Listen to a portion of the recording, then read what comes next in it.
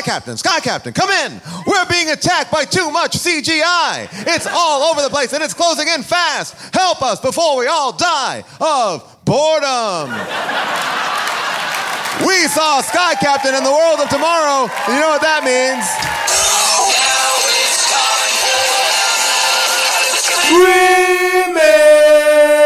How did Schwarzenegger grow a baby in his belly? Rock a rhinestone vest while ripping Justin to Kelly. Or maybe see a burlesque show with Nick Crow and take a boat with speed to hitting cruise control. J-Man, Big Paul in the beautiful June. Gonna take you from the goob all the way to the room. Ran the games of Street Fighter, helped to blow off steam. Just a sucker punch the odd life of Timothy Green. Sharknado to Birdemic, how we staying alive. They call it in the badass and he's on the line. Cranking 88 minutes cause they cool as ice. Cause a bad Jim Varney looking kind and nice. Paul and June getting literal, Jason is getting laid.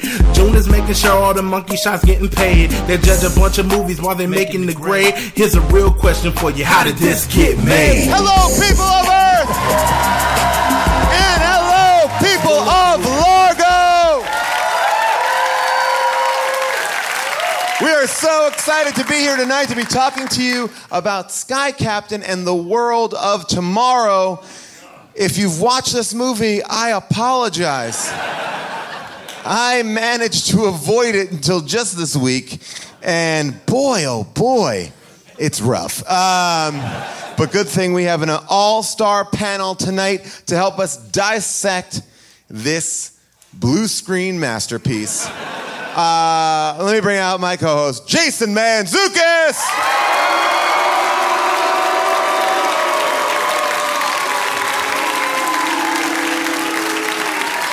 Welcome.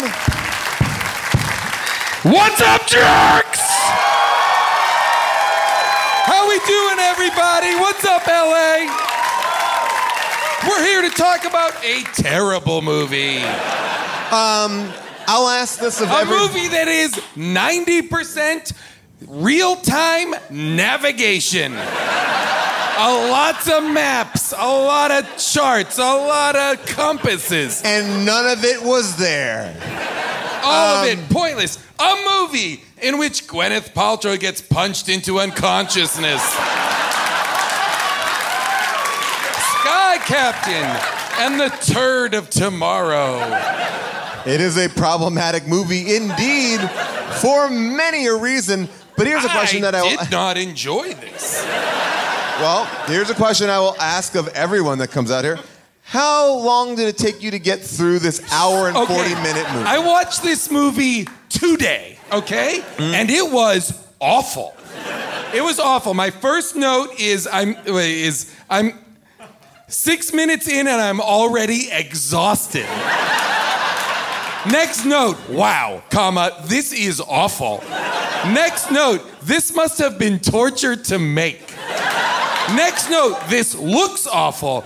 Next note, I hate this boring movie. Next note, how is it possible Giovanni Ribisi is still doing this map shit?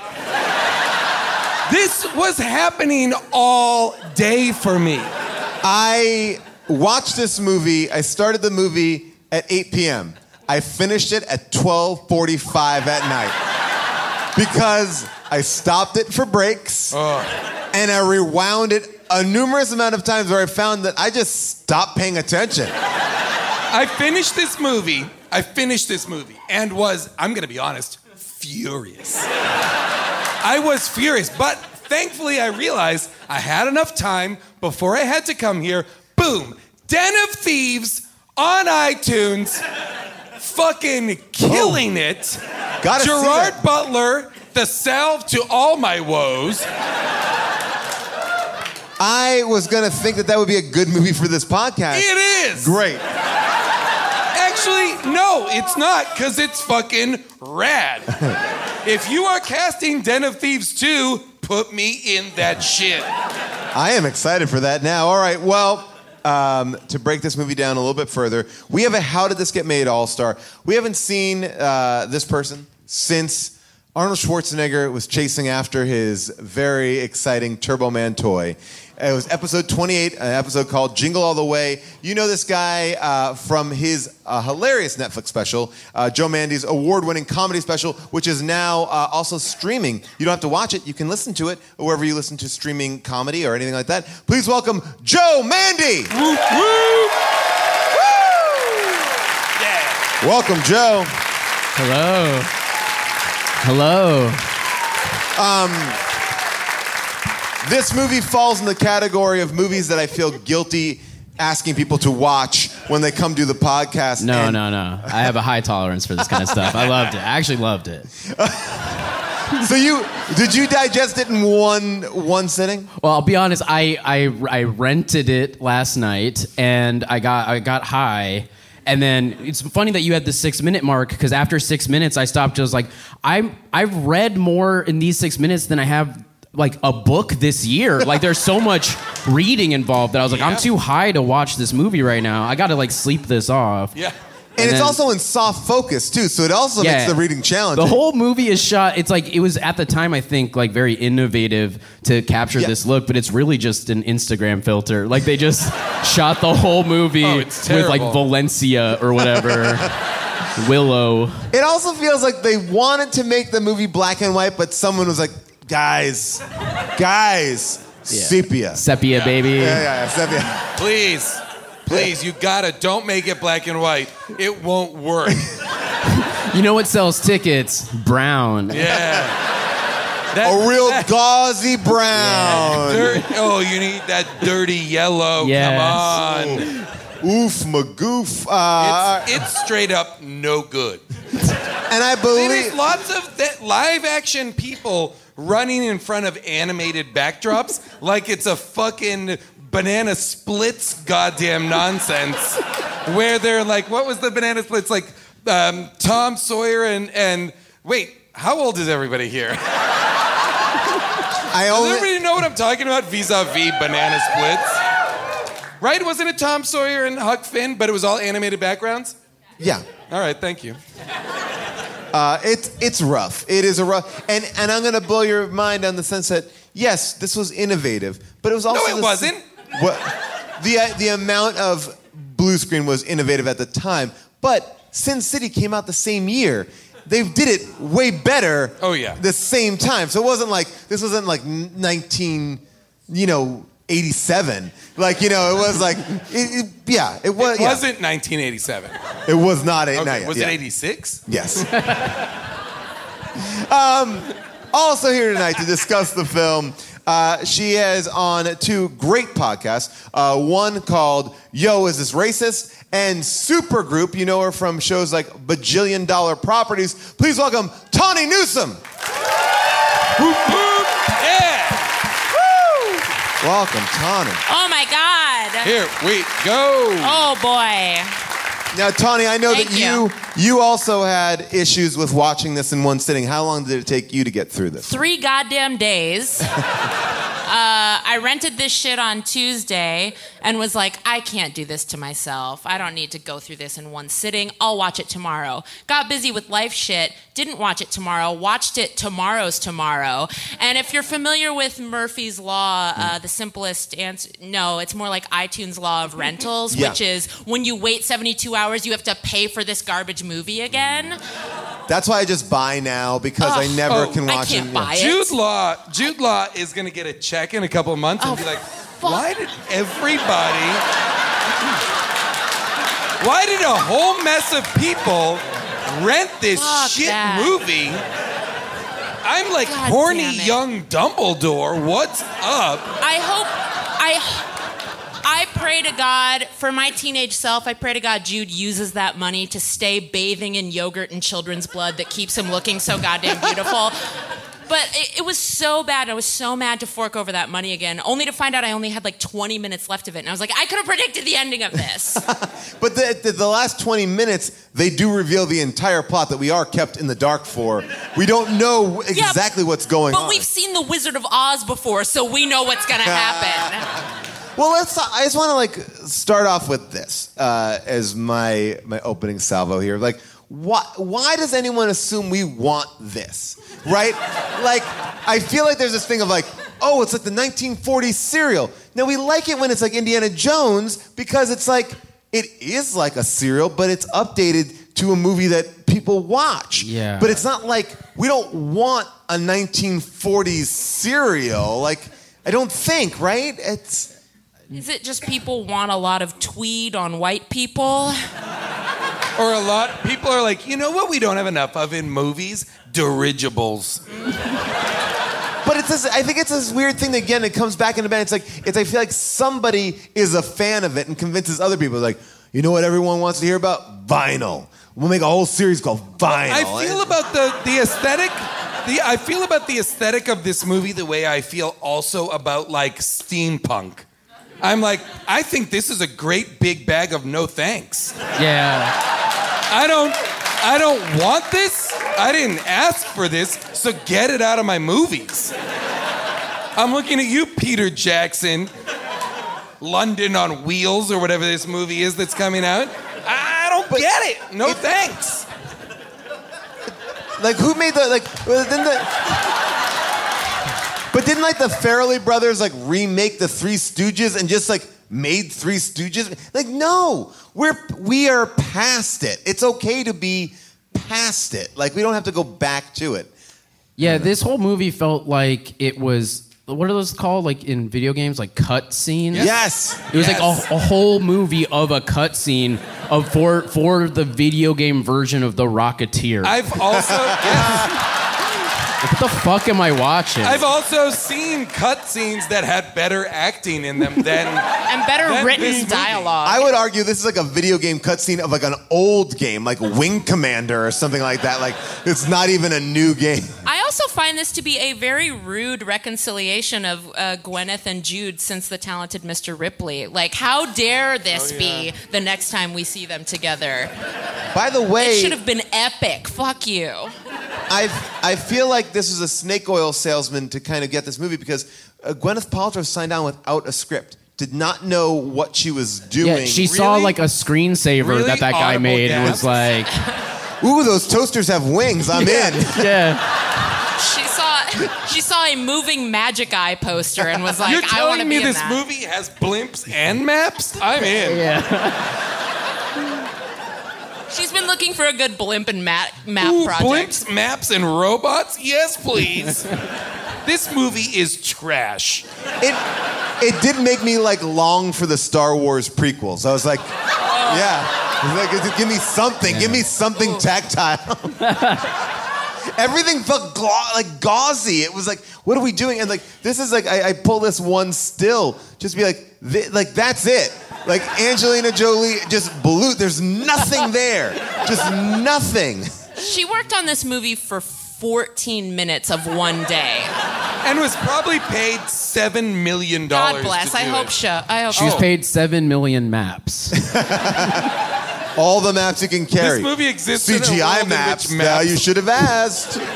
In which maps are currency. The movie shot in 29 days. Angelina Jolie shot for 3 of the 29 Wait, days. if they shot for 29 days, how is that possible? Because the movie itself is 32 days long. Wow. Yes, that's crazy. Yeah. 29 days, I will say, is an incredibly short amount. Like, a 29-day shoot is like a indie movie. Yes. Like, that's crazy that they did that, and then somebody basically took an amount of time to paint nonsense pictures behind them. Yeah. Apparently, the director shot the entire movie with stand-ins, then showed them their scenes, and they just duplicated the moves of the stand-ins, and then that's how they were able to get it done so quick. And these 3 A-list actors looked at this trash and said, yes, I want to be in this Adult Highlights magazine. Well, I don't want to spoil anything. There are 4 A-list actors, one of whom is a dead man. Oh, yeah. Yes. This is a good... this is like a very... so much more. Like, people got so mad about the hologram Tupac. This is so much more awful to do to a person's legacy. So unfair. Laurence Olivier was culled together by used footage and only was in the movie because Jude Law was like, I've always wanted to act with Laurence Olivier. And the director's like, you got it, bud. Here he is right here.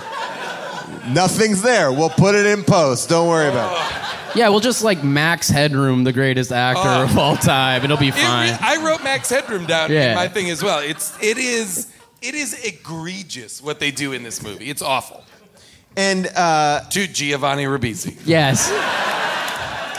Giovanni Ribisi, was his gum CGI? No, he has gum in every movie he does. It's in his writer at this point. I thought he was a little too... Why is he so... He apparently is one of the probably smartest people on the planet, according to the movie. Right. But he treats Jude Law like Jude Law is the boss. Like, apparently Giovanni Ribisi should be the boss. He can, he's important. He can, understand what's up. Also, it felt like in the first draft of the movie, Giovanni Ribisi's character is a smart dog. Because every time he does something, Jude Law goes, good boy. Yes. He calls him good boy. You're a good boy. And he's like, thanks, Cap. And I'm like, I don't like this relationship at all. I gotta see what the age difference is, because it doesn't seem like they're that great, different. They're not. They're the same.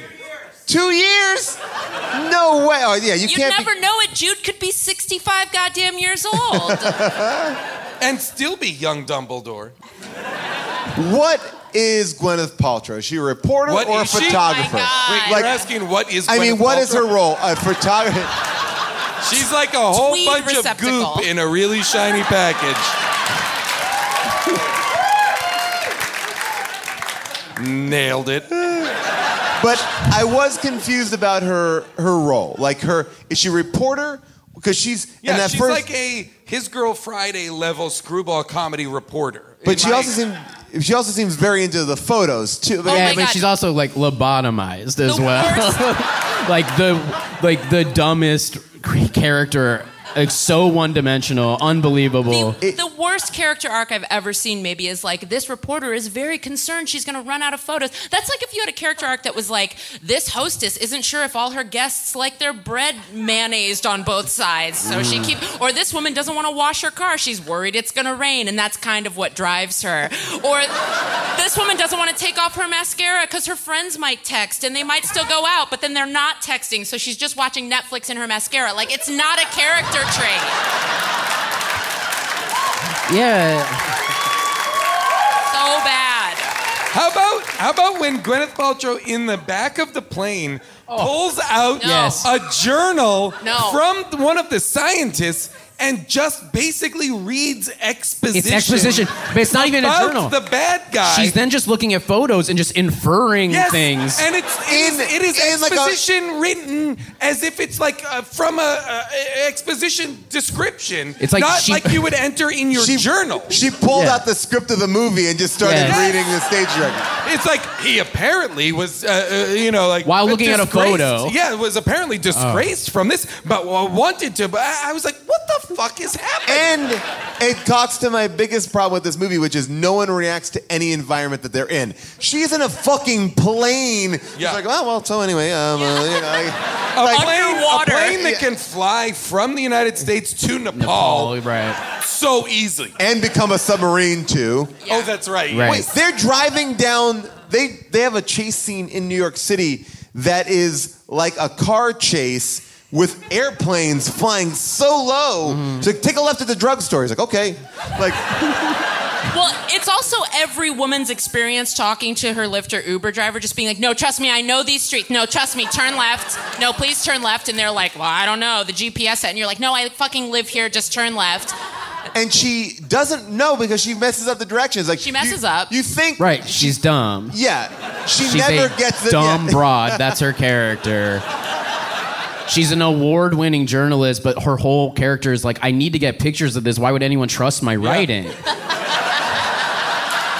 And her publisher, Michael Gambon, is like, where are you? What are you doing? I'm nervous. Yeah. She also, I know this is a nitpicky note, but she has essentially what would be an automatic camera. There's no zooming in features on that camera. She's always let me take a picture of this giant robot. Or this, it would be a shitty picture. It would be a nondescript picture. It's not even a good camera. That's my issue. That's my issue. For you, you were like, oh, if she'd only had a Leica. then I would buy let's into see. this movie more. And I'm not saying it because Leica's a sponsor of the show and has a great but digital Leica, camera. please send me a camera. Please. Send us cameras, Leica.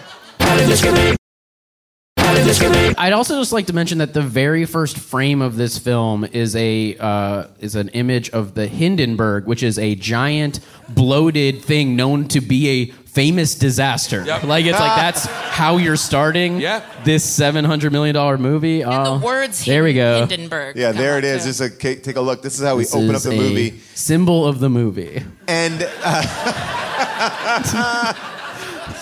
Hindenburg 3. Right.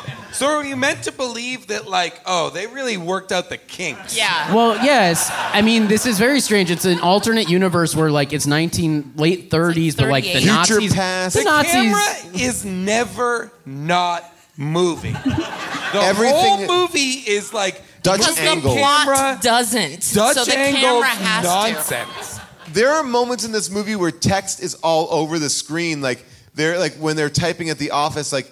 Yes, that's what I'm talking about. We have to read all this shit. Like, all right, sure, I'm getting this. Hindenburg 3, New York docks. Maiden voyage, airship, okay, U.S. shit. backs, Police seek scientist. Polly Perkins, Polly Perkins, she wrote that. Jorge, okay, Vargas, Chronicle. Chocolatier, That must be where Metro. She works in the Metro Gardner, division. She starts typing, and then words just come flying in. Yeah, there. Okay, fuck. Conservative. Colorface. Scarface. Scientology. Okay. Meek Mill. Missing. All right. So much text. Too much text. It's very important to the movie. I like when the guy on the Hindenburg is like, oh, I'm going to tell you this super secret thing. And then they turn back and he's gone. He's still on the blimp somewhere, I promise. But they also make it like he's gone, and then they do another shot where you see him walking off the blimp. Yeah. So it seemed. No, it's weird because I was like, is that scientist missing? I hope that comes back. I hope there's text about that at some point. I'd like to know what happened with that scientist. Gosh, I hope he's not missing. Also, I gotta say, I thought that it was pretty anticlimactic docking with the Empire State Building. No one seemed excited about it. It was the first time that if that was front page news, you would think people were like, hey, or there'd be some level of excitement. Yep. He walks off as if he was like the last person out of seeing like a matinee of A Quiet Place, like in the middle of the week. Like, no, that was good. I enjoyed it. That was fun. Yeah. Oh God, this movie. I just really have like verbs and adjectives here. I'm like bird planes, robot planes, backseat driving, Sala. Can I talk about the first shot of Jude Law? Oh yeah. Because I looked at my notes and I remembered I wanted to bring this up. Jude Law. The first shot of Jude Law is not Jude Law. It's what? like, prove to me that it's him. He is so covered. He's got like a high collar fur bomber jacket situation. He's got like goggles on. He's got a hat. His eyes are just Cate Blanchett. Like it is not Jude So you think Law. it's Cate Blanchett? I think it's Cate Blanchett. I think she was the stand-in. I love it. Yeah. And I think she shot this movie before Jude Law stepped in and went, yeah, I can one-up old Katie. If you look at that shot, it's not him. Well, I'm kind of confused about what a sky captain is and what their job is, because at one point they're like, robots are attacking the city. Sky captain will figure it out. It's like, really? Okay, is that his job? Like, He seems to be some sort of superhero, so much so that when the bird planes attack the base that he's at. By the way, the stupidest thing, they don't bird scramble planes. That's what they are. That's what they fucking are. Planes are birds. Like that's what they don't need to have wings that flap. No. But they basically only scramble him to get out there and fight them. Yeah. They have so many planes on the ground, none of which do they launch into the air to fight these bird planes. They just get him out there so he can take them all down. And I don't even understand now that I've seen the whole movie what the bird planes or the robot planes even were doing. I don't think they know. They were stealing the They generators. were stealing minerals or whatever. And were they putting that in the Noah's Ark? They were stealing a precious tiny elephant. Oh, I did like the tiny elephant. But yeah, that was cute. You're right. Oh, I loved the tiny elephant. tiny elephant is the best part. But it did lead me to believe that Jude Law had like superhero powers because they did only scramble him out there. So I was sitting there thinking like, well, this motherfucker is like Superman or some shit. Well, just like somebody, like they have so much exposition in this movie. Go, sky captains are. Yeah. And it's like, tell us, let someone know. Is he just a part of the Air Force? Yeah. Is he a superhero? What's the Because deal? Angelina Jolie seemingly is Nick cooler. Fury. Well, Nick she's Fury. a sky pirate. I'm sorry. Angelina Jolie is a Nick Fury character. She has an eye patch, and she is in a floating hover thing, like an aircraft carrier. In the aircraft carrier in the sky. That's just Nick Fury. But British. But British, yes. The title of this movie actually, now that you bring it up, What's a Sky Captain? It seems like it's like that thing where like a movie is released in like Thailand or something and they can't accurately describe it. And so it's like initially it's called like Airplane Pilot and the future. And it's like Sky Captain, that's close enough. The World of Tomorrow. And are we meant to believe that the world of tomorrow is the world that they go to in like the Shangri-La world in Nepal? I think they said it's what will happen with the space Noah's Ark. Right, because the space Noah's Ark will blow up. Ark Earth. is the world I of missed tomorrow. that. Where is that thing going? Where is it going? Where is it going? They're starting a new planet, right? Yeah, they didn't specify what planet. I mean, here's the basic. I mean, if you want to understand the whole movie, here it is. Good boy Dex. He explains the whole thing right here. This comes in the very last 10 minutes of the movie. Good boy Dex. Thanks, Cap.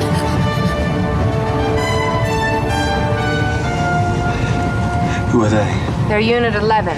Or what's left of them. They were brought here to finish what they started 30 years ago.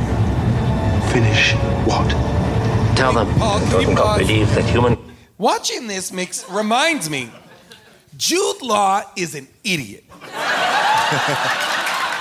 Jude Law's character in this movie has been given all of the information he needs to know who these men are, what's going on, and what's happening. So either they are so uncomfortable with where they are in the movie that they're like, the audience won't know what's happening, we have to explain it to them, or he's a fucking moron. His character is like, I've not been listening to anyone. I've just been thinking about maps. Yeah. I'm all about the maps. I'm all about fuel and maps. That's my gig, baby. Everything else, I don't care about at all. Until I get to punch Gwyneth Paltrow.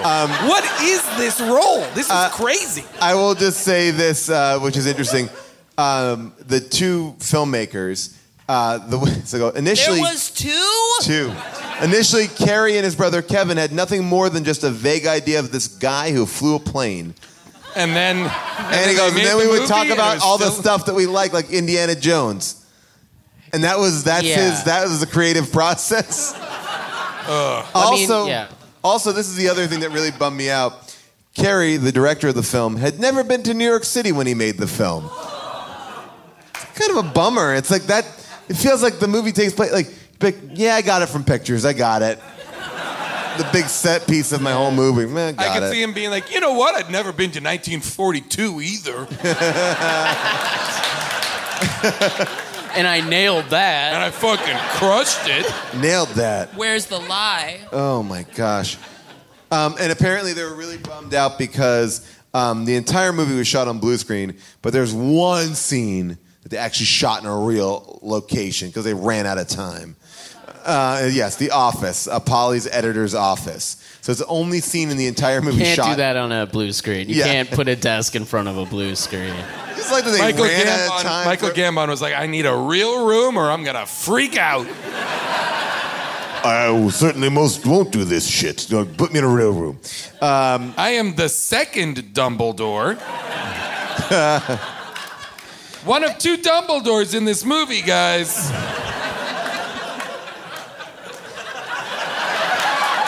Oh, you didn't think I would notice there's two goddamn Dumbledores in this movie? Because there is. Two fucking Dumbledores. Do you want to... I'll hear the rest of the plot of the movie. It's just a little bit more to hear the rest of it. Was doomed to extinction. So he proposed the unthinkable, to build a vessel that would carry the building blocks of a new civilization into space. He uses machines to collect specimens representing all life on Earth. What Totenkopf called the world of tomorrow. Those vials that Dr. Jennings gave me, what were they? Adam and Eve, Totenkopf's masterpiece. Seeds of a technological utopia. He smuggles them off this island, knowing Totenkopf would never leave without them. But now that he has them again, there is nothing left to keep him here. Then let him go. Let him go where he can't harm anyone. No. That ship must never leave this Earth. Why? What haven't you told us? When the rocket reaches 100 kilometers at the edge of space, Earth will be incinerated. How do we stop it? Only Totenkopf can stop it now. But we've never been allowed near him. He's too well guarded even to be seen. Where is he? We're on our way, Cap. Good boy, Dex. So that scene is bookended by Good Boy Dex. Yeah. He That was is a dog, so you're much right. exposition, and I like that is we don't know that as the moviegoer. Like you don't know any of that information. No. That the world is going to blow up. That their plan is for the world of tomorrow. That it's Adam and Eve. Everything is laid out like real last minute. I still don't know what the Adam and Eve thing is because They were in the vials, Joe. But yeah, the whole movie she's handed 2 whippets, and then she's like keeping them safe. And then at the end, it's full of sperm and eggs or whatever. I don't know what's inside. What is Birth of civilization. It's Adam and Eve. But Joe. yeah, but It's tiny people shrunk down like the elephants. it would need a catalyst of some kind to like you can't just like shoot sperm up into space and be like, don't worry about it. I mean, It will get It'll done. figure it out. Shit will figure out. Don't and then, worry. And then they'll breed. They'll breed. They'll be cool. It seems odd. It seems like it should have been planted in something. or inhaled. Oh my gosh. Can we talk about the character that's clearly, as I said, their inspiration was Indiana Jones, the Sala character, like the guy who's their buddy who they wind up naked in bed with at one point. Yeah. Oh, the cool wake up where it's just like Gwyneth Paltrow being like, "Was I raped? Is that what happened here?"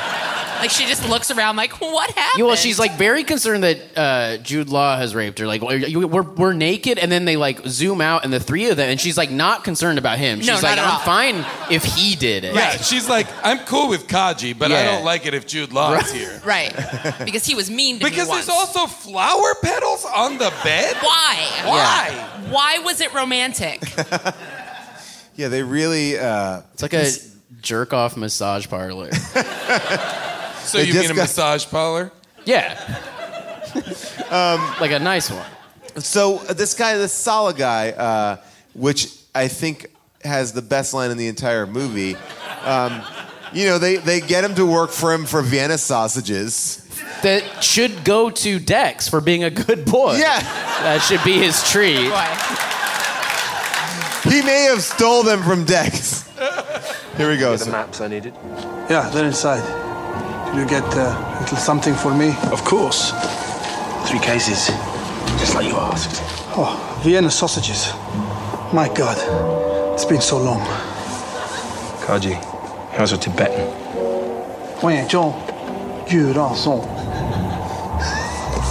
So when he asks him if he can speak the language, when he says, do you speak the language? He goes, to be like, yes, I do. He says, when cold, nipples hard.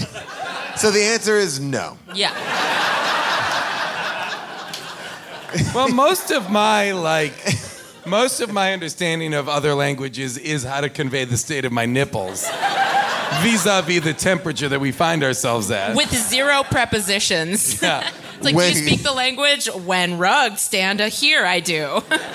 When Gwyneth Paltrow really should burn every copy of this movie. I mean, she's better The than light, this. I can't understand any light source in this movie. I know. I was about to say that you said. Where is the what are we? Is this the sun that's doing? What is going on? Only like crescent moons of people's faces are illuminated. The shoot was 29 days. Everyone was performing their lines into the ether while someone stood next to them with a flashlight. Like,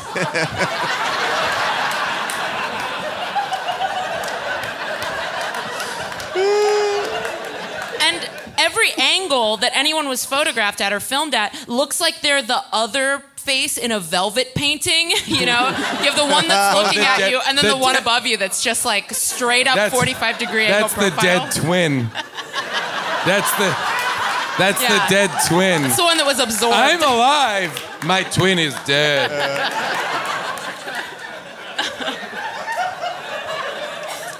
Apparently, Angelina Jolie did a lot of work on this movie, like as far as like researching her character. She spent. Yeah, I read this. This is insane. Yes.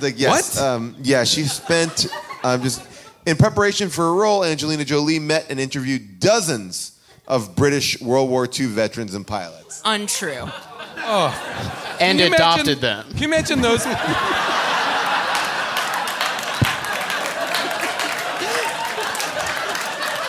You're mine now. Here's a little taste of Angelina Jolie, her first entrance. Oh, by the way, just one quick thing. You can see it here in the audience. All the extras were also never on set. He shot the extras without them being there. So you see her walking through, but really what it is... She's the only live person there. Yes, as this shows. So, because... So that she didn't have to be near, like, civilians? No. It was simply because the director felt like he could manipulate them better by shooting them all against a blue screen and then putting them in the way he wanted. So he basically was like, I could never create a formation of 4 men standing. So let me do that in post, and I can worry about this. Which, again, I just think every scene feels like nobody and nothing is there. Here we go. Joseph Sullivan. I was sure you'd be dead by now. It's good to see you too, Frankie. This had better be important, or one of us is in trouble. It's important. What is that? Gwyneth Paltrow also pregnant throughout this entire film. You be nice. Commander Cook. Meet Polly Perkins. Polly Perkins.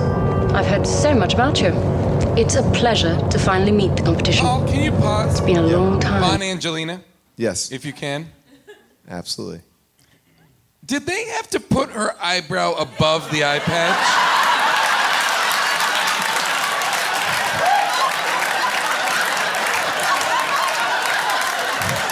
Right? That's not her eyebrow, right? They put that there, I think.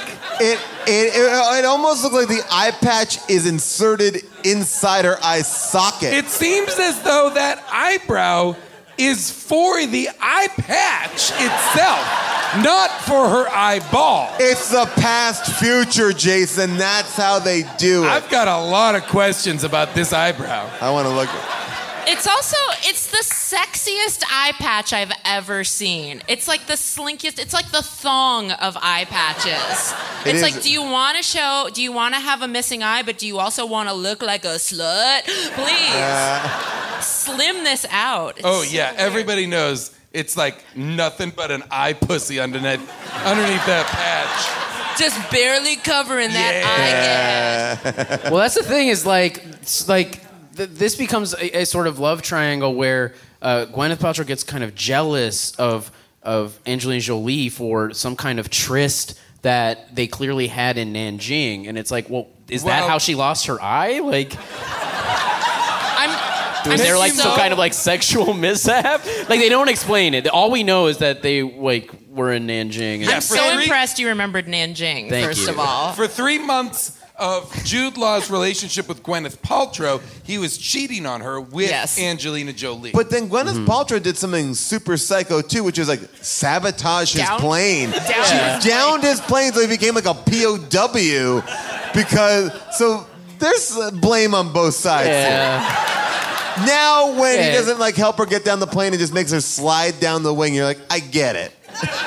I love the message of this movie is like, this man was a cheating dog, but this woman tried to kill him. Women, you know, and it's like, whoa. Wait. So she should be hit. Murder.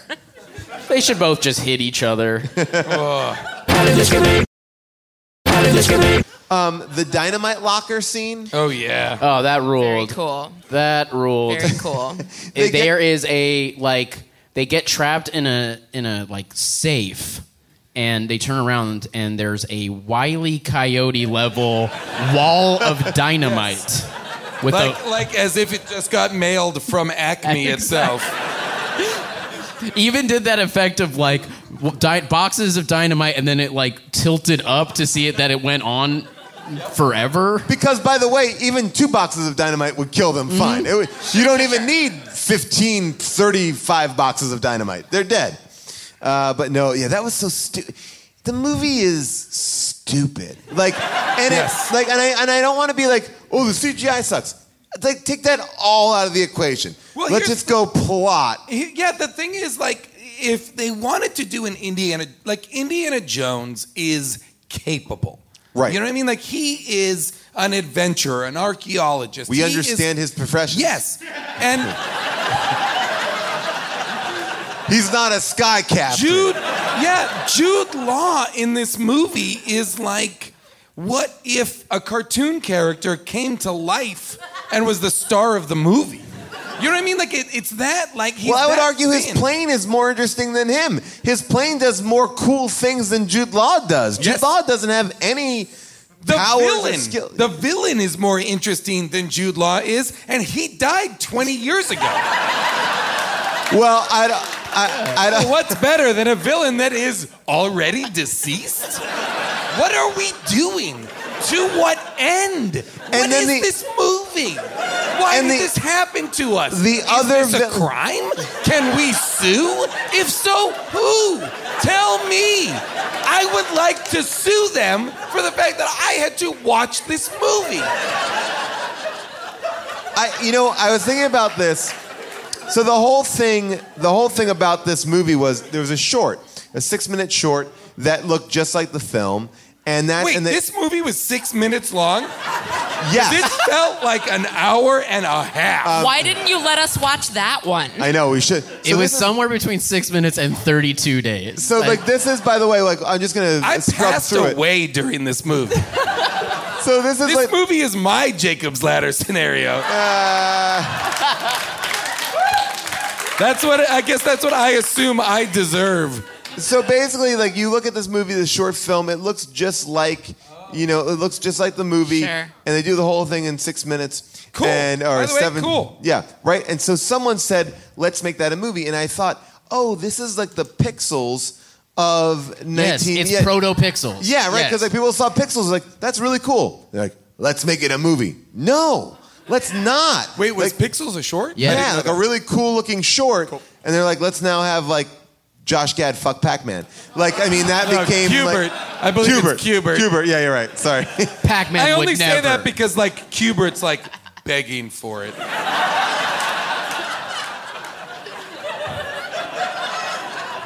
Qbert also has a really cool eyebrow over his nose. It's a bizarre thing. It's you feel like people got so excited about this, technology, that they just forgot to ask every other question you would ask on any other movie. Why are there killer robots, but Giovanni Ribisi still has to use a paper compass? What is this technology world that both can exist? And why do you need maps when the ground you're flying over is a map? They're flying over the Earth, and it's it says right there it's the East China Sea. I guess we're going in the right direction. There are so many scenes where they're just in the back, figuring it out. You know, and I'm like, shouldn't somebody be flying? Shouldn't something be happening? I don't know.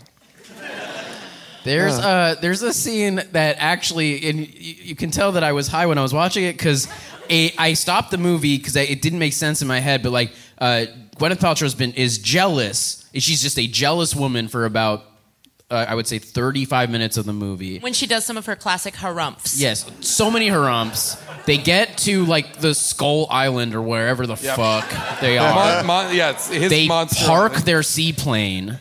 She's still fuming that that Jude Law wants to fuck that pirate or whatever. And then she gets out of the plane and then she looks down and the number on the tail of his airplane is like lowercase h dash 11 dash lowercase o lowercase d, I believe. And then she looks down, and the reflection in the water, when she looks down, it says the word Holly, like Polly, her name. Yep. And then she smiles because she's like, oh, he loves me. That's a sign that he named his plane that. So if in the water it's reflected, that's my name. And then I was like, that's not. It's not. Because then I like wrote it out. I paused the movie and wrote down HO11 and it spells Yelop. So that means that for him to prove that he loves her secretly, even subconsciously, she would have needed to see the water reflection and then look at that in a mirror. That's true. I should earn money for that. Like, I should be paid for, like, fuck you. I can't believe I put that much mental energy to find a hole. That's like an in a movie question. Yeah. But that's I should go to the Harvard of fuck this movie. But this is like the anger that this movie gets you. But that's the anger level that you get with this movie, because it's like, why? Well, like, it is. It's infuriating to you. It's like, or at least to me, it was like, it could just, I don't know, it could have been better. It could have been simpler. It could have been a million things. But it's like, it just gets worse and worse and worse. Like, I'm okay for that first sequence. I thought, all right, this is actually not that bad. And then it just like, no, it is. And it will get worse. We will show you, like, we will make you upset. You mean the first 6 minutes? You're like, I can't wait to read this movie. Yeah. I was like, all right, cool, robots in the street. I'm down. I'll watch this. Gwyneth Paltrow, I don't understand why you're not running away from these robots. But you're just standing under tow at any given point. You have a million buildings to run into. It's fine. I do like that everyone is slightly looking at the wrong eye line the whole time. Everyone's kind of looking at the different thing. How tall are these robots? It keeps it exciting. I also love the underwater explosions. That made me really extremely angry, because I was like, okay, maybe this movie isn't for me. Maybe it's just for like sci-fi people who are willing to like take some. But sci-fi people know that you cannot have fire sustained underwater.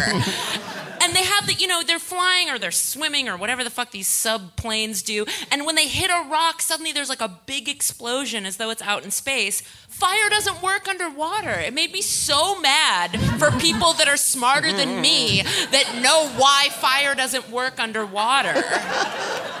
Well, at least Gwyneth Paltrow's character at the end here also gets a little bit like, she finally, she finally wins. Because she gets that great shot. Well, throughout the movie, she's about to take a picture. She's about to get a picture of like a dragon, and she's like, "No, I can't. She only has 2 pictures. I only have 2 pictures. Use it on the dragon. I would use it on the dragon. I would use it on the dragon. Or the future Noah's Ark. Yeah. Use it once. Or the Lucy Arnaz.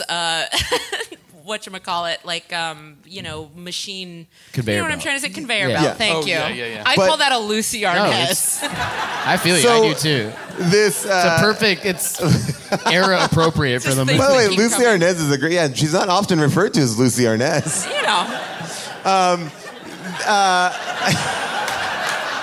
It's good. Thank you for referring to her as Lucy Arnaz. You're welcome, you guys. Desi's wife. But like, so... Desi Jr.'s mom. Of Desi.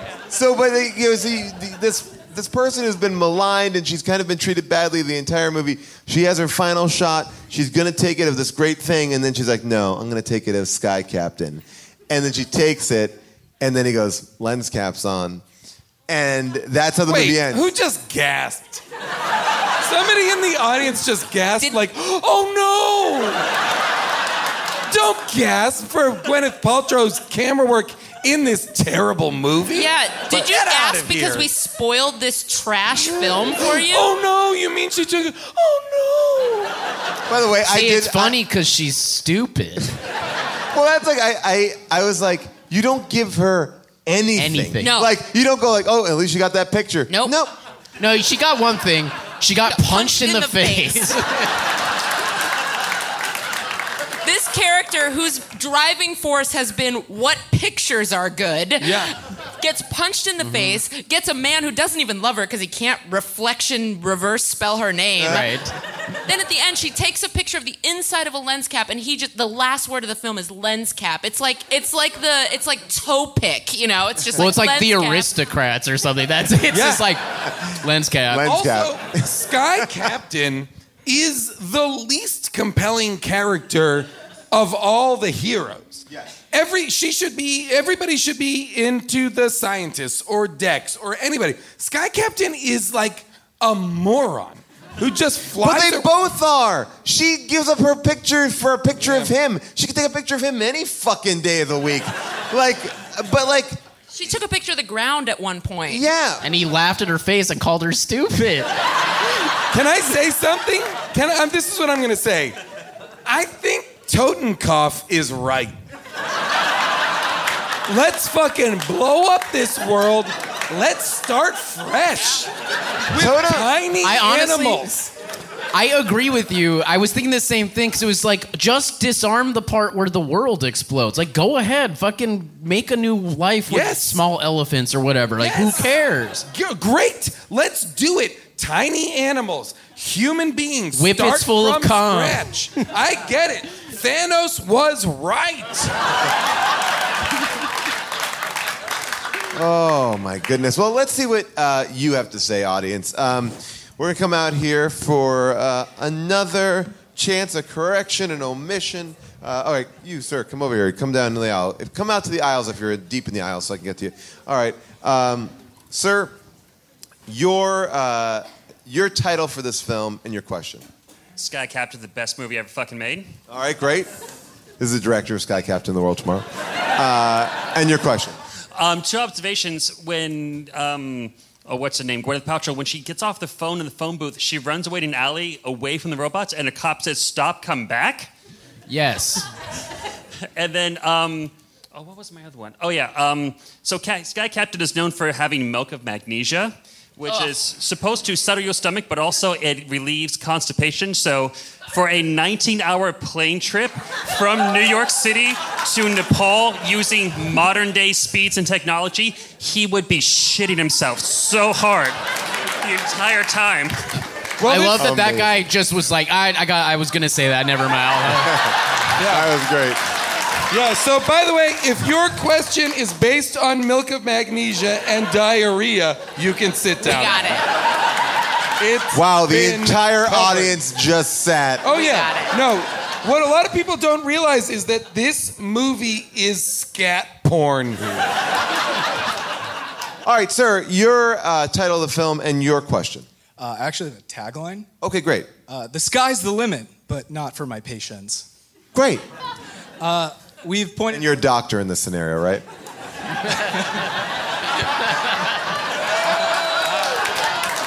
Good job, Paul. Solid. We've pointed out that Polly Perkins is not very smart, yet she knows Morse code and she can read German inexplicably to hit an eject button of the rocket where it collapses out from underneath everyone. Well, we don't know that. It might just be a German word that if you look hard enough, it turns into English. It's a magic eye poster. By the way, It's like that was the dumbest... a magic eye painting. Exactly. You look at it hard enough. That was the dumbest thing, too. It's like, do we, the audience, not... Like, I mean, why couldn't you just communicate that without the word changing into eject? Oh, that was lame. I do want to know that milk of magnesia was clearly real. Everything in this movie was smoke and mirrors and bullshit and finger painting, but that milk of magnesia turned my stomach in a way that only true sloggy, milky fucking stomach shit can. Viscous, just a white viscous liquid. Well, you imagine the prop master probably spent the most time on it because he had like 4 things to get. Map, compass, milk of magnesia, eye patch. All right, your name of the film and your question. Fuzzy robots and the A-list celebrities. Nice. I was curious if anyone else noticed that lobotomized Gwyneth Paltrow kept falling, and if that brought you any joy that it brought me. You know, it makes her relatable. Anything that knocks her off her high. She's too dumb to walk. I noticed that too, and I love that when she fell, her arms always went up in a way that was like, I'm falling, but I'm also a beautiful bird. I'm falling, but maybe I'm about to take off. Your title and your question. My title is a Sky Captain in the World of Gaslighting. And my question is if anyone can explain the assassin robot lady. Yes, Bei Ling plays the assassin robot lady who... Wait, Bai Ling from Crank 2? Oh, of course. I didn't realize that's who it was. She does like slow motion parkour.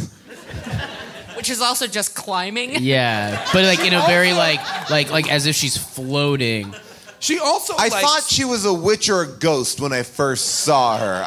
Because the movie does have a lot of crazy things in it, but because she does like kind of fly, or I guess that's slow motion parkour, but I don't know. But she is a robot.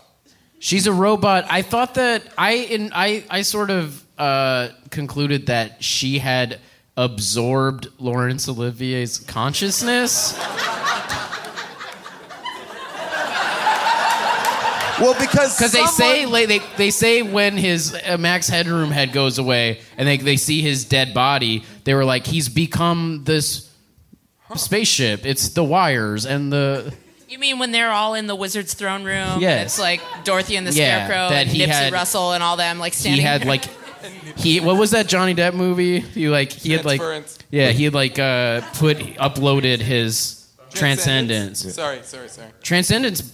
This is a tangent. I have a low score on Uber because I saw Transcendence and then got into a fight with my Uber driver who liked Transcendence. I was like, "Are you fucking dumb? That movie's terrible." And then he was like, "I'm not driving you," and he pulled me over. What? It was crazy. It was truly crazy. And how did you get into Transcendence with the Uber driver? Why are you talking to your Uber driver? What's wrong? Are you lonely? Yes. I went to Transcendence by myself. I had eaten an edible, and then I called an Uber, and I was just like equally mad about that movie. And then the guy was like, you see a movie? And I was like, yeah, it fucking sucked. And he was like, well, what is it? Transcendence. Oh, I like that movie. And then for it's on me. For 3 minutes, I was like, are you dumb? And then I listed all the reasons why Transcendence was bad. And then he was very mad. I love that you didn't wait until you got home. No. The move is wait till you get home, open the door and be like, hey, just for the record, you're a moron. Slam. Yeah. No. Well, then he would have known where you lived, so you probably were better off being dropped off on the side of the road. Holy cow. Yeah. Wow. All right. Was it worth it? I can't use Uber now, so I guess I'm an activist or whatever.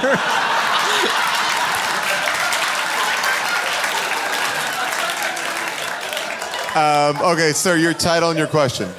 Title is Sky Captain and the Briefcase of Exposition. And my question is, where in the hell is his base? It's in some weird alpine island that's a 10-minute drive from Manhattan. It's in White Plains. Yeah, Chappaqua, I think, right? SUNY New Paltz.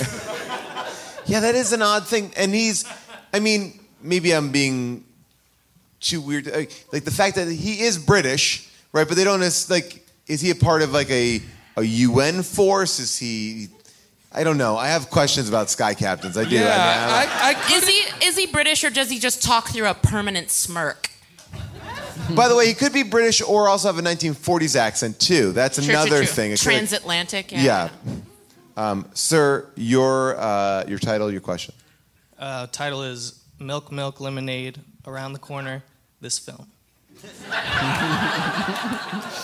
I like it. Because it's a piece of shit. My question it's not really a question. When they're showing all the Sentinel attacks. We're about to get a statement, everyone. In all the different countries and stuff. Yeah. They show a Japanese newspaper and you can see Godzilla. Fighting the Sentinel things. So how is that not a big story? Godzilla exists. Right. I have an update for you. That's a question. But that is a question. I did notice similarly, there's a scene in New York when the robots are happening where King Kong is on, you can see King Kong. So it's like, well, I mean, I feel like Pauly should be also writing about that. That's a big news story too, that King Kong is also in New York. How are we so unaware of the events in the world? It literally is a movie where they were like, we could do anything in CG. And they're like, and we will. They're with no, reckless abandon. Small elephants, Godzilla, dinosaurs, flying planes, robot planes, airship. It's too much shit. It's like the equivalent of Spencer's Gifts. It's like, I got it. Yeah, all right. It's what happens when you drink too much milk of magnesia. Yeah, except no edible underwear, which is what they used to have at Spencer's Gifts when I was a kid. Your title of the movie and your question. So my title is Sky Captain and the World of PS2 Graphics. And my question is, can any New York beat cop call in Sky Captain? Because it seems like just some random patrolman gets on the horn and calls in heavy air support. Again, yes. Yeah. To answer your question, yes. He's also available for birthday parties. But not bar mitzvahs. All right. Sir, your title, your question. Sky Captain and the Misogynists of Today. Ooh. Boom. Topical. Yeah. Time's up. Time is up. So when they're in Shangri-La and they interview the sole survivor of the experiments, and they get the info and they say, what can we do for you? And he leans out and he says, kill me. And they just do the cut. Are we supposed to assume that Jude Law is an angel of death and kills that guy? He killed that cloud-faced man. Yeah. Okay. That man had a face made of clouds. Yeah, I think he would have to. He agreed. That made me so happy. There's a writer on Good Place named Dylan Morgan who always pitches that inanimate objects and mutant beings gain sentience and then say the words "kill me." And so, I rewound that and just sent him that scene because I was like, "This is your favorite movie. This is what you always pitch. It's happened. This is real." The first sketch show I ever did at UCB in 1999 in New York, Dylan Morgan wrote. Okay, we all have resumes. I once worked at a Hollywood video. And I watched Empire Records every day. Oh, yeah. Dylan wrote that. Fuck. I love Dylan. Your title and your question. Pressure's on. My title is Any Reason to Punch Gwyneth Paltrow? My question is, you mentioned that the actors in the scenery never match up, and the most obvious example of that to me was when they're having a very intense conversation near the beginning of the movie with the Wizard of Oz playing in the background, loudly standing, talking, and it's in a theater where people are trying to watch a movie, and they all just... Radio City Music Hall, as a matter of fact. Just stand up and walk out like there wasn't a loud conversation right in front of them in the middle of the movie. They're in the top of the balcony blocking seemingly everyone's view because the movie is packed. It's not an empty theater. Yeah, that is an odd... I noticed that too. Again, one of the problems of not having extras there the day of the shoot and also not thinking about anything that you make in the movie. All right, let's go through speed round. Question. I was just a little confused how this movie fits into history because they reference World War I, which means World War II must have happened. So I just want to, or is happening. So I just want to know, why isn't Sky Captain fighting Hitler? He's too good. He's too good for Hitler. Save him for the robots. Maybe in this future past, Hitler was a good guy and switched it around. Maybe America was. Wait, Sheer, you just said Hitler is a good guy? I just want to make sure we got the I said in the right. future past, maybe Hitler is a good guy. Did we get it clean? Can you say it again? Can we get it clean? Can somebody just pull that audio and make a theme song out of it? Just a ringtone. Yeah, send that shit to Breitbart right now. All right. Hitler is a good guy. Wow, interesting. Okay. Never knew that's where we were. Got it. My guy. My title is Sky Captain. Just look it up on Wikipedia.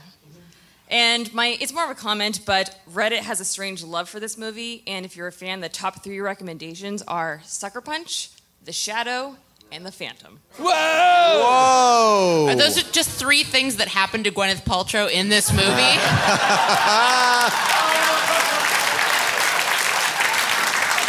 We basically, I guess, Reddit, that is 3 films that we have done on this show. So that Reddit community not listening, not listeners of this show at all. Some interesting facts about this movie. It has a 71% on Rotten Tomatoes. How? Really? Roger Ebert gave it 4 stars. It came out in 2004. So in 2004, the number 3 movies were Shrek 2, Spider-Man 2, and The Passion of the Christ. Scores all done by Smash Mouth. Hey now, you're God's Son of God. son, you're on the cross. Yeah! Hey now, you're God's son, you're the chosen one. Bleed!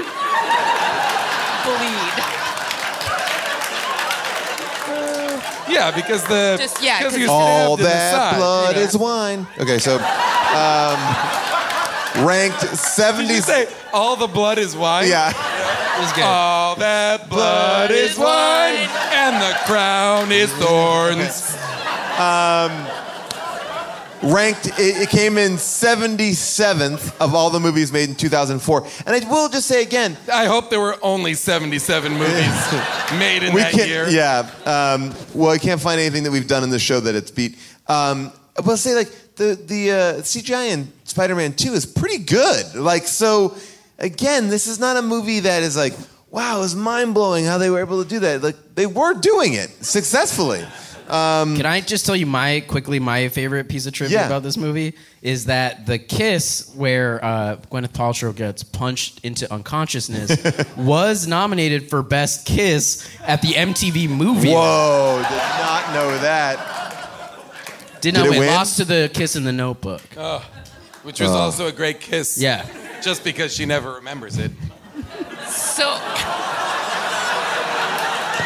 both of these women... She's got that Alzheimer's. Both of these women got kissed, but didn't get to remember it. Into oblivion. The budget of this movie was $70 million. Worth every penny. And opening weekend, it cracked in with 15.5. Oh. It made a total here in America of 37, and then a worldwide finishing gross of 57.9. I'm actually shocked that it made that much. I think because of the stars, they suckered him in. And here are some of the taglines. Anyone want to guess at a tagline of the movie? How about Sky Captain, the world of tomorrow? Why not? It's a movie, ? This one is, the world will tremble this September. No. 11th. 2004. Yeah. It was just a bad day to release the movie. 2004, when this movie came out. I like that 3 years later they were like, we can use this for marketing. You guys didn't like my September 11th joke? Okay, cool. Got it. Message received. I was once at some MTV event, and Jamie Foxx was performing, and his album was coming out on September 11th. He's like, Jamie Foxx, y'all, 9/11, y'all, Jamie Foxx, y'all, 9/11, y'all, Jamie Foxx, y'all, and he kept on saying that, not realizing that that's probably not what you want to be yelling on a stage. Wow. Only a couple years later. Oof. I always remember that, 9/11, y'all. I do want that ringtone, though. Jamie Foxx, y'all, 9/11, y'all. And then the other tagline. Assign it to Jamie Foxx when he calls. Without warning, without mercy. That's another tagline of this movie. Without warning, without mercy? That is terrifying. That's not some shit Truman said? Like, yeah. I mean, it doesn't like reek of like, oh, that sounds fun. Okay, Casey Affleck was supposed to play Dex. That's interesting. Little side note there. And then the actor or someone's dog they named Casey Affleck as a joke. I will say It's a Rottweiler named Casey Affleck.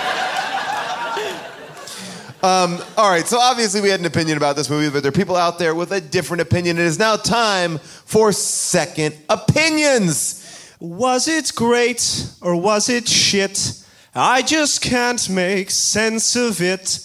But maybe if some internet dick tells me how to think, I can make my pick. Second opinions, bunkers. Yeah, give it up. Say your name one more. Patrick. Give it up for Patrick. Patrick is walking away. Great work, Patrick. Patrick is walking away with an IMAX poster, a mini IMAX poster of Star Wars The Last Jedi from our friends at IMAX. Mini posters for very big movies. I'm just saying, if you're in a band, why not write a second opinion song, come up here and promote it at the pod. I'm looking at you, Brian from Silver Sun Pickups, in the audience. All right, here we go. So, a lot of positive reviews of this movie. A lot of positive reviews here, and they all have a couple of, themes. We'll get into them here. So, okay, this one is by Gary. And it just said, Gary. It says all in caps, and it says, I had this movie years ago on videotape, but who even has a videotape player these days? I love to watch movies while I eat my lunch during the week on my Kindle Fire, and I could hardly remember watching this film, so I snagged it using my Amazon Prime account. This film was one of the first to make use of green screen technology, and I really enjoyed it while eating my Italian sandwich, to which I am addicted. This film is worth a download if you like the 40s and giant flying robots and bat-shaped wing-flapping airplanes and excitement. 5 stars. This movie looked great, and I like the retro feel. It's like a call for help. You know what I mean? It's like... The all caps really puts it over the edge. Every one of the 5-star second opinions doubles as a suicide note. Yeah. But, like, I've never heard so many brands name-checked in a suicide note. It's like my Amazon Kindle, my Amazon Prime account, my Fire, etc., my Italian sandwich from Subway. Where was that Italian sandwich from? Firehouse Subs, I hope. Signed Jeff Bezos. I mean, Gary. Jeff Bezos does this thing, apparently, which read this thing the other day, like, he was saying that there's a lot of complaints about customer service and they don't pick up early enough. And so he had this big board meeting where they're like, no, customer service picks up right away. And he called customer service, and everyone waited while he got through to customer service. And it was like 4 minutes. And the way that people described the meeting was like, it was the most uncomfortable time, just like watching it, just like him on hold music and him just staring at everybody. and then when they go, Amazon, may I help you? He was like, no, click, and he's hung up. Just to prove his point. But it was like a button he pressed that like a cleaver went down and killed that person. They were immediately replaced by a robot. This one is titled Better Than Disney Princesses. And I would pronounce the name, but I can't. It says, this has been my son's favorite movie from ages 3 to 7. It's awesome. My only complaint is it's impossible to find themed merchandise to decorate his room. 5 stars. Wow. Wait. So the title is... Better Than Disney Princesses. What is that? What is he implying? That it's... That like his son... It's like he doesn't want to buy his son Disney princess stuff for I would his say room? that there's such a surplus of Disney princess merchandise to decorate bedrooms with. He's like, this is better than the Disney princesses. Where the fuck is the Sky Captain aisle? Like, why I get all this fucking Frozen Sky Captain shit? Sheets. Why can't I get Sky Captain pajamas? Real question. My son Why is just... can't I? My kid loves Laurence Olivier and only wants a Sky Captain. Where the fuck can I buy child-sized Tesla coils for my son's bedroom? Instead, he's just swimming in Candlestick from Beauty and the Beast bed sheets. He's so mad. Oh my gosh, is that map on your wall from Sky Captain? No. I love your but they do have a lot of bathroom theming. Milk of Magnesia you can get, and it's really great. And you know that like tourism to Nepal just skyrocketed after this movie. Those are some solid reviews, and they really do. They really go show you everything. Any final thoughts? Anything we didn't cover? I did not care for this. I wish I hadn't seen it. I hate this movie. Joe, you say... I wrote so few notes. It's like a real marker of a really terrible movie when I look at the notes and I'm like, oh, I barely wrote anything because it held my attention so little. You know, it was such a difficult watch that I had to Den of Thieves myself afterwards just to be like, oh, right, this is what a great movie is? I mean, I wrote a lot of shit down. Yeah. I mean, I wrote a lot, but Joe, you say you have a high tolerance for these movies. Yeah. And where does it fall on, like, what is a movie, just because I'm curious, like, that was the hardest for you to get through? Or are you past that? I can pretty much endure anything. This was hard. I actually I walked my dogs and stuff, and this took all day. Okay, yeah. It took me all night to watch it. Yeah. Yeah. And it was the only movie that I've watched in recent memory where I was watching it, giving it attention, and then realizing like 10 minutes later, oh, I've checked out. But I'm still watching it. It's like sometimes when you're reading a book and you start thinking about something, but you keep on flipping pages like that. And I was like, oh, gotta go back. I rewound it a few times. I rewound When Cold Nipples Hard because I was like, what's happening? What did he say? Did I miss it? Like, it really. I guess also trying to make sense of it. It was hard. But anything else you want to add? Anything, Tawny? What about you? Like. I guess, I was tuning out too. Like, within the first 7 minutes, there have been 2 characters that are, old, white, bespectacled men with thick accents. And I'm just like, I'm a limited person. I cannot keep track. All these men look alike to me, and I can't. Like, it was like 1 Doc Brown, 2 Doc Brown, and like, it made me instantly like, I don't care. I was like, I don't care about their journey. I don't want to know what they're going through. The number of civilian casualties in this movie must be in the tens of thousands. Truly.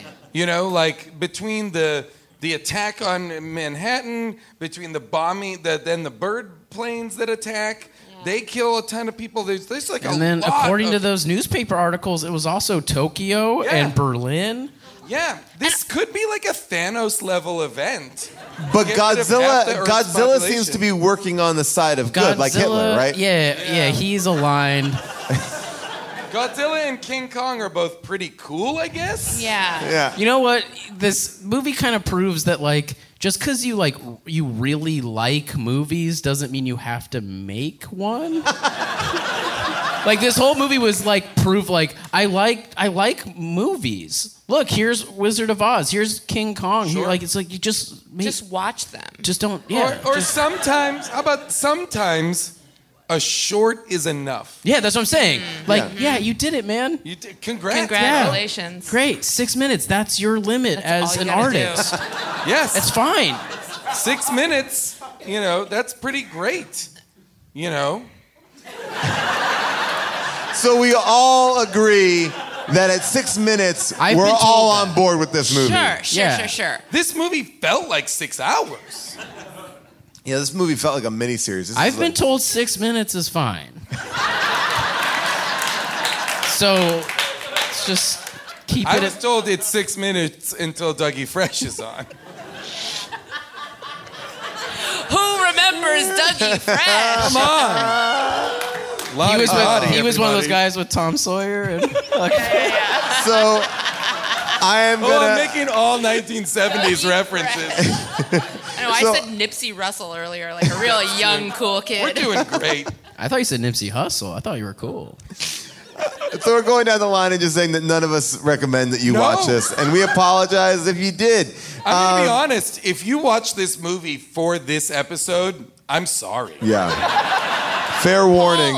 Like, you should not have, and I wish I could have been able to tell you ahead of time. Paul But we did didn't know. tell us. Paul, you did apologize in your email to me booking me. You said, Yeah. I'm so sorry for this one. Because I was like, I had already seen it at that point, and I knew what you were in store for. How dare you? I know. It was a tough one. I feel bad. I feel bad doing it.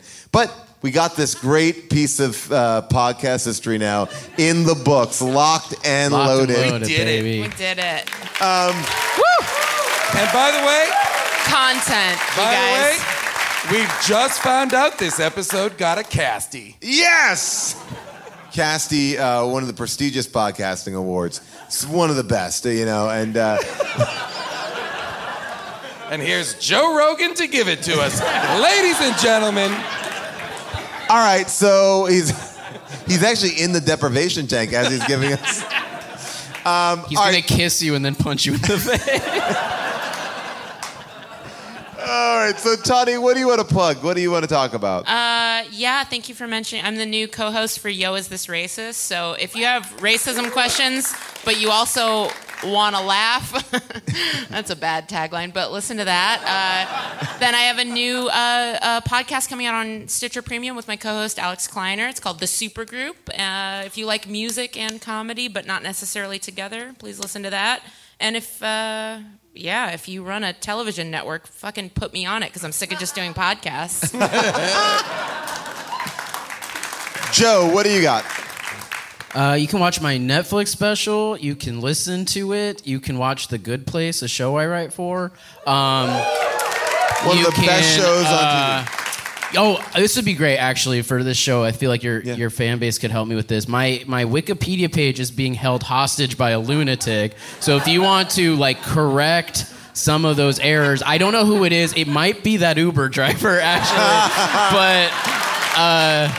So you are saying, because we have wreaked havoc with people's Wikipedia, our fans have, you want us to do that to you, but correctly. No, we want to free his page. His page is being held hostage. You can see it. Look on Wikipedia.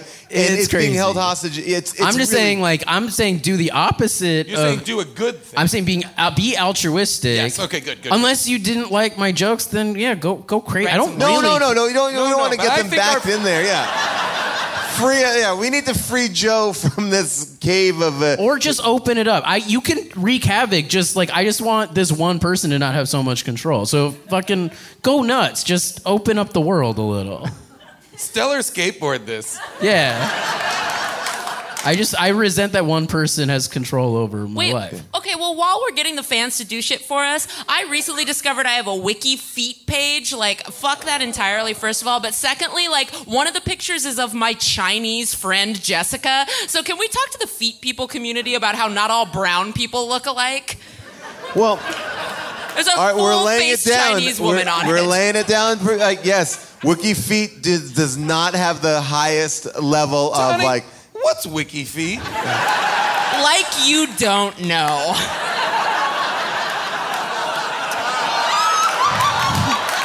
But for those who may not know... Oh, here we go, Wiki Feet. Ew, I don't like feet. And feet of the day. They rank celebrities and lowly podcasters' feet. That reminds me, I want a Wiki Feet page, so if you can... Jason, what do you want to promote? Oh, nothing. No, I don't want to promote anything. Where are we right now? We're, in a general month. Where are we, do you think? May, June. May, June? Yeah. Yeah, no, I'm good. 9/11. Jamie Foxx. 9/11. 9/11. I will promote 9/11. You can also follow us. We have a brand new website at hdtgminfo.com. So it's our initials, how did this get made, info.com. And that has all of our tour dates, the movies that are playing when we are doing those tour dates, ticket information, frequently asked questions, all that stuff in one space, hdtgminfo.com. And also, check out a new podcast that I'm doing with Amy Nicholson from The Canon called Unspooled, where we watch good movies. The converse of this show, we're going to watch the top 100 movies on the AFI list, and it's been super fun because those movies are enjoyable. in so many ways. Good acting, good set design, everything. And it actually makes this show more painful. So I feel like I'm going deeper. I'm testing myself on a level that I didn't even know existed anymore. It's like French Connection, then Sky Captain. And it battles out in my soul. So you can subscribe wherever you listen to podcasts. That is all. A big thank you to Avril Halley for pulling these clips because she had to watch the movie multiple times to pull these clips. Nate Kiley, who did all of our research. Everybody here at Largo, thank you so much for coming out. We'll give you a chance to take a picture in 1 second. Bye-bye, everybody. Good night.